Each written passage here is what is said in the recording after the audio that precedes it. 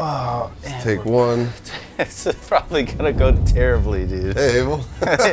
What's up, everybody? Welcome to this episode of Beers and Breakdowns. In this episode, if something looks weird or sounds funny, well, that's because we're Abel on this trip. So you're gonna have to just bear with us. Abel's out racing his car in Laguna Seca. I don't know where or what that is, but apparently it's cool. So he's out doing that. He's left us to man the rig. Yeah, to fend for ourselves. He mailed us a camera and said, figure it out. So here we are. Yeah, he's like, it's Abel in a bag.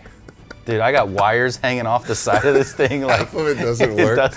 The top screen's not working right. I was like, oh, this will be quite the thing if all these come out and they actually work. Yeah. So, and sorry I've been gone for a while. I'm actually in paramedic school, and it is as hard as everybody says it is. So I'm drowning in information.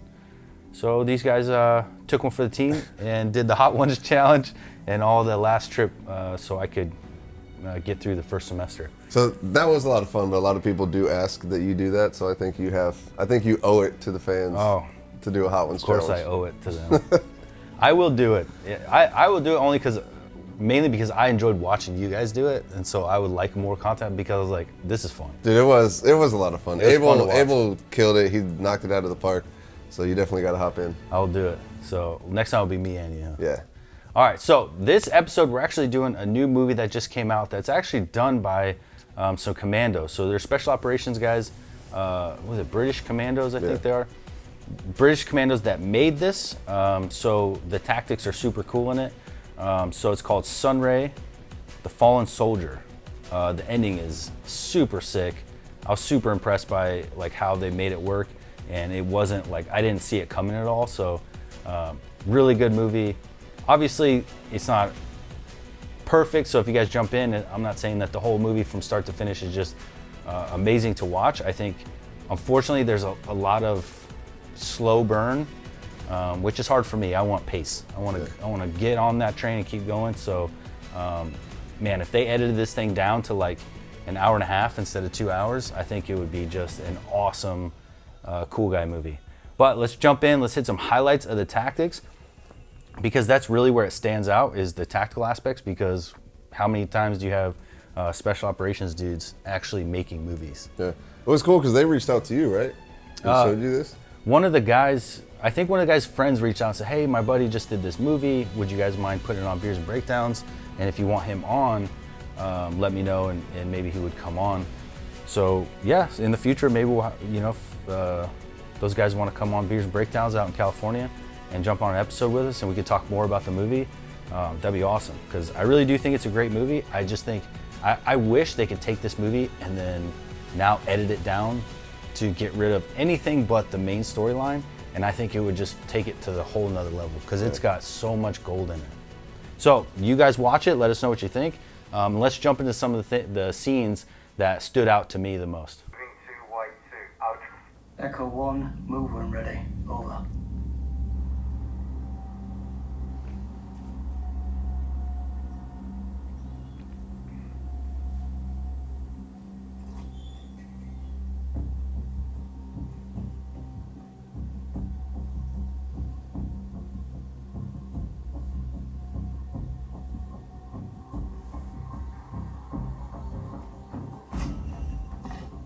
So instantly you could see that this was made by SF guys. Yeah. Like the flow in was super nice. The tactics in it are super solid. Covering a 6. It was just a good door entrance. It was quiet, it was smooth. And instantly I was like, oh, this is cool. Yeah, yeah. It's so nice to deviate from Hollywood trying and into SF guys making the movies. I think that's going to be the difference. And I really think that these guys have a future in the whole action, cool guy genre because of their prior experience. Yeah. Because I don't know about you guys, but most of us, and I think you guys too, we're tired of Hollywood trying to do it because they just do it wrong so often. Yeah. That we need a new standard.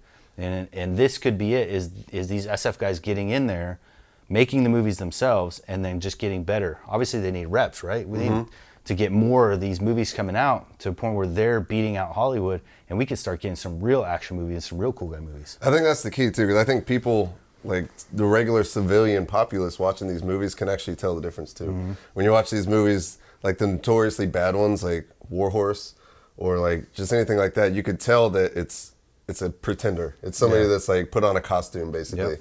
And when you see these, like, yeah, maybe it might suffer a bit in the acting side, but you see the tactics and you're like, that's genuine. Yeah. And these guys look like any SF team that you see in an airport near a military base with their clothes. They got the whole flannels. They look like that SAS guy that was in Nairobi. Yeah. He just happened to be there.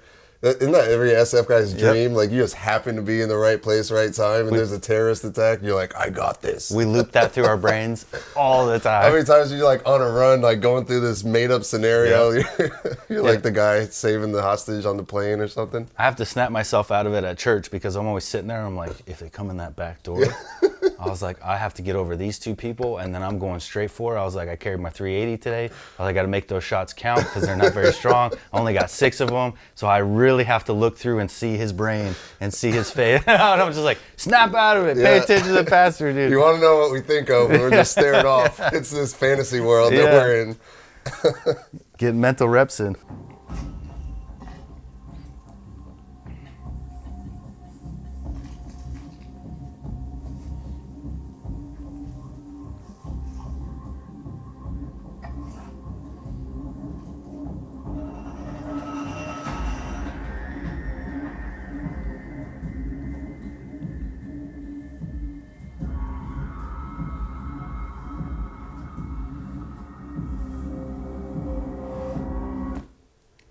Sick, right? Yeah. I mean, the hallway clear, and if you guys don't know what they're doing for that sweep, it's just a visual door check, so you're just checking for booby traps.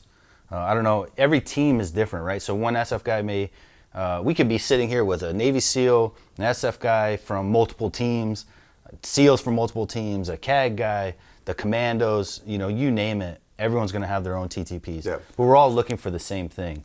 We all don't wanna walk through a booby trap door and get blown up, step on pressure plates, hit trip wires, all that stuff, right? So every one of us may change the way that we look for those things, but we're all doing the same thing. And so it just looked like a quick visual sweep, and that's letting this team know, hey, slow it down, do a check. And that's kind of visually alerting everybody, hey, do your own visual check, because maybe you see something I don't. Yeah, it's all, that's what I love about CQB is it's, when it's done well, it's like this beautiful choreographed dance. And like, I know what you're doing, you know what I'm doing, and everything, like you said, like you might do a barrel dip or something like that, but that's communication between the guys. So Another thing I thought that was really cool is I used the same suppressor cover that he used in this. I don't know if you guys use suppressor covers. No, I learned the hard way though. Yeah, so we did too. One of them, which my team sergeant was sitting in the Razor and melted his suppressor into the floor of the Razor. Dude, he couldn't even get his gun out because it cooled in there, and his gun was stuck in there, dude. Another one is if you're, I burned a hole in my pants when I went to sling it to the side. So that's what the suppressor covers are for, is just to prevent your suppressor, because it's so hot so fast, from melting things. Dog handlers will use it so they don't hurt the dog if it accidentally touches the dog. So suppressor covers are actually very useful tools. Yeah. I didn't know, going into SF, I had never used suppressors in my regular military career. And so I didn't realize how hot they got. And I had the same thing. Patagonia gave us some experimental jungle pants. They're like a lightweight synthetic material. And we're at the range and we're shooting, and I transition to my pistol, and I just drop my main gun, and all of a sudden I smell something, and I start feeling a burn. I look down and it melted through my pants. Yeah. I was like, well, these are shorts now. Yep. So we all learned the hard way, but it's cool to see these guys having their kit set up right. You ever see anybody launch a suppressor down range? Yep. You don't lock it on properly? It's like, doo, doo, poof, it just shoots down. Yep. I saw this dude shoot it like 15 meters, dude. That thing will launch right off of there. And it gets hard after a while because they get full of the carbon, and it gets hard to get them to completely seat. You know, when you're shooting those things left and right, all that heat and expansion and cooling off, it does get tough to get them locked in. And you're getting hand-me-downs from the teams.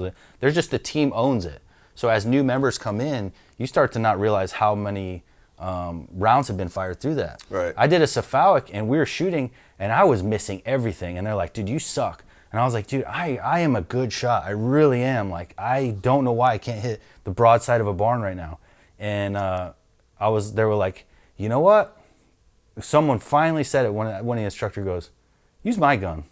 And I was like, patink, patink, patink, patink, patink. He goes, dude, your barrel shot out.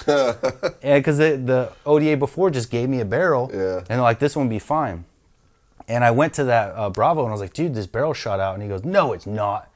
And then so I went to the maintenance guys and they checked it, like, dude, this thing's double the limit of what we like would annex this for being shot out. Jeez. He's like, you can't hit anything with this. So all things that you learn from doing a lot of shooting. Yeah.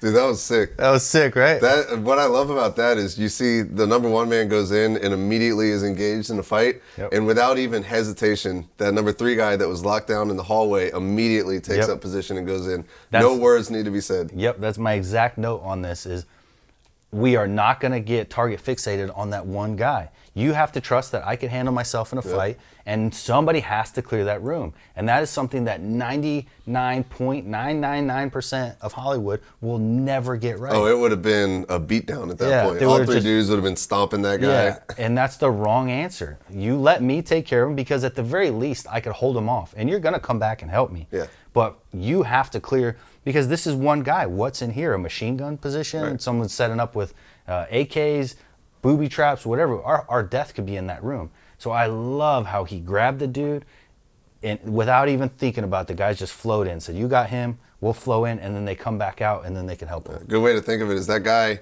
fighting him in the hallway is a known threat. That room is still unknown. So you could have a ton more dudes in there, and if you guys turn your back just so you could beat this dude up, he comes out and just blasts you, and then you're done. It would just been a stupid mistake. But Beautiful. It just looked awesome. The guy coming out and doing the big yawn was kind of goofy. Yeah.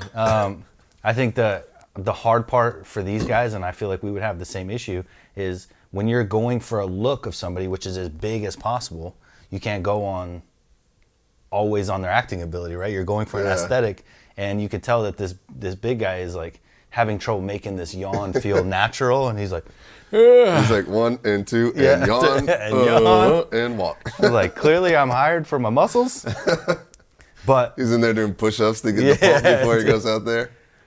But it's awesome, and I don't even know what we would have done to change the awkwardness of that yawn. Maybe just a bunch of takes, but at the end of the day, it just is what it is. Yeah.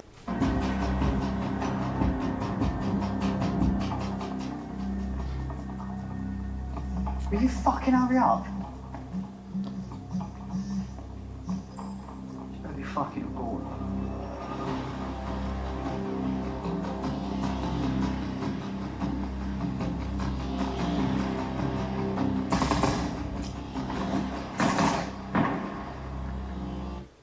Sick, right? The guy's all sleeping on the cot, and then they flow in and simultaneously tap him. So the only, I guess something I would do different. I don't even want to say these guys are wrong, because he had the guy on the left that had to got a misfire. He got a malfunction. He had to transition to his pistol. He had a plan, and his plan was pop, pop, turn, pop, pop. And really, that should have been super easy. But unfortunately, he had that malfunction and then had to do his transition. I would just, if I had to nitpick what I would have done different, as that one that had two responsibilities instead of just one each, I would have stayed on the backside and taken the longer shot on my first one and then the closer shot on my second one. So that way I keep both my targets in view instead of having my back towards this target. But again, that's nitpicky, and it worked just fine. It would have worked if he did it that way. And I'll be honest with you, if those writers were sitting right here, they'd be like, yeah, we know, dude, but it looked cooler. You know, I guarantee you. They would be like, he blocked the whole shot if he did that. And I was like, all right. Dude, I had a scenario like this when we did NTC.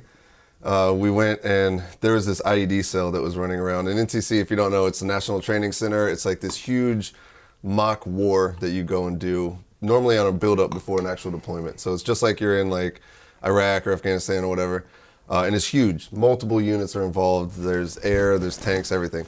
And so we're there, and there was an IED cell that was going around and just wrecking havoc on people. And so we were able to track them down, but we kind of outran the scenario. And so like afterwards, they're like, hey, you guys got to slow down because we weren't planning for you guys to capture us. No. But we find this village. We had a recce team out there, and they're doing Overwatch on a village, and we pretty sure this is where they're staying. So my team got called in, and we went in the middle of the night, and we cleared an entire village. We thought it was going to be filled with people. And we got to the final house, and we finally go in and we clear, and we all walk into a room like this, and they're all sleeping on their cots. And we walk in just like this, and we're standing above them. And it was one of those things, it's like, well, what do we do now? And we're just like, hey, and wake them up, and scared the crap out of these dudes. They had no idea we were coming. Oh, this in real life they were sleeping. Yeah, they didn't know we were coming. They had no idea that we were watching them. We were like, we've been watching you guys for 48 hours now. And like, we didn't know. Oh, that's awesome. And it was one of those moments where it was a sense of pride to be told by, because commanders had to come down and be like, look, you guys need to slow down. Yeah, like, you're doing awesome. too good for the scenario. So you're like, yeah, we did that. That's the best, dude. How was Chris? Quiet, yeah. I remember his first patrol in Afghan. Routine. Everyone's alert and eager.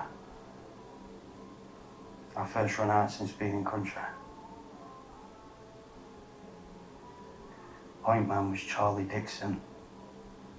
Young Marine, fresh out of the box. Nice lad. All right, this guy's whole montage is just so good. Like usually military montages telling stories, I'm like, cringe, like, stop talking about it. But this guy, his acting is great, the storytelling is great, his like staring off into space. I was just like in the story when he was doing it. I was like, this is good acting. And like there's a lot of these guys that are really killing it. And he's a Marine, right? I don't know which ones are. All I know is that the writers were. So if he was, even cooler. Yeah. So, and he's actually one of my favorite characters in the movie. He reminds me of Drax. And he's like a gentle giant. I love his character. And his acting is so good. And the other amazing actor, all these guys did good. I have to nitpick the older guy, which is the main character. He's the only one that gave me kind of like not really refined acting feeling.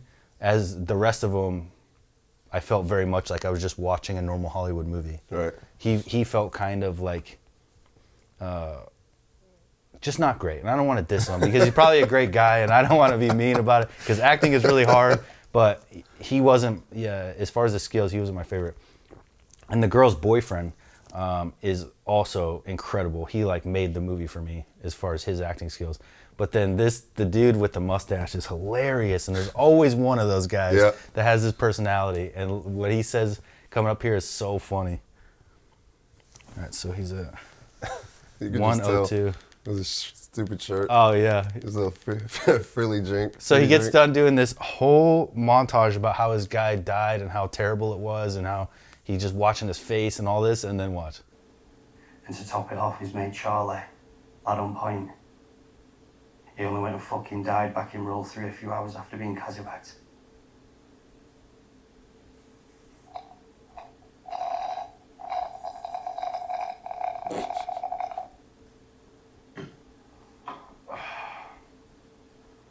Well, that was fucking delightful, fat boy. Have you got a single bit in your head that doesn't make me want to kill myself?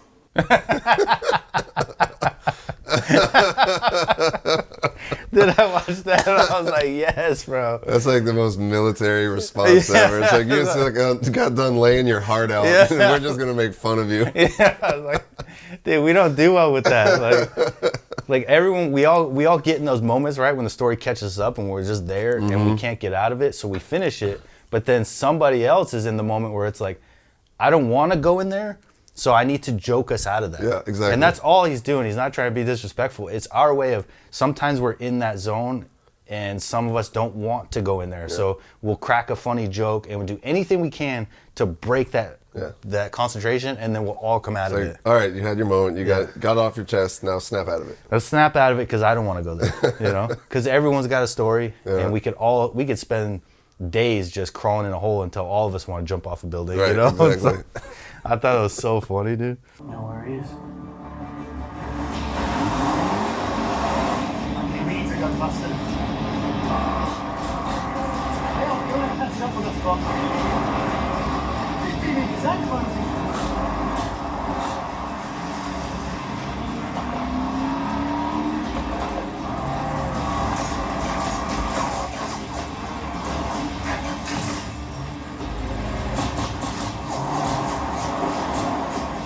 Take notes, Hollywood. That's how you shoot from a vehicle.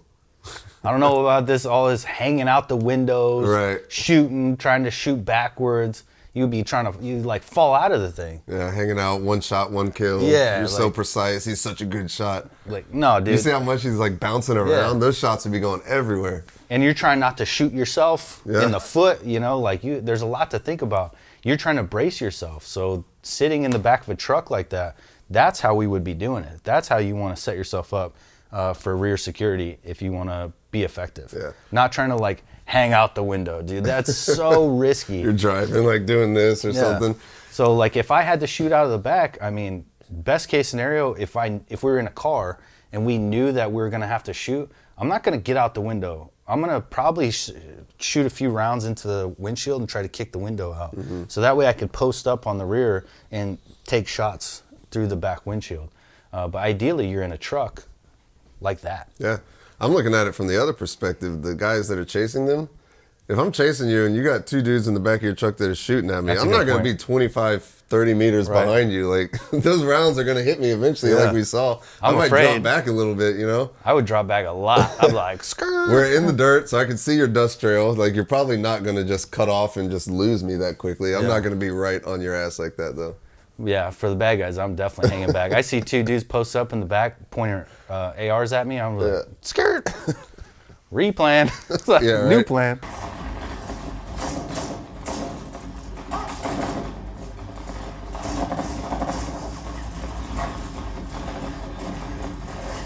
Happy now? Got your suicide mission. We're not doing this now.